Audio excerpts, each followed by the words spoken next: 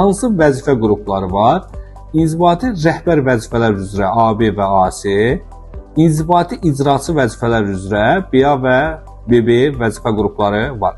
İmtahan necə təşkil olunur? AB və BA sertifikatları əldə etmək istəyən şəxs 4 fəndən imtahan verəcək. Qanunvericilik 40 sual olacaq, 8-i açıq tipli test tapşırığı, məntiq 30 sual olacaq, 6-sı açıq tipli test tapşırığı, Azərbaycan dili və informatika 15 sual olacaq, 3-ü açıq tipli test tapşırığı olacaq.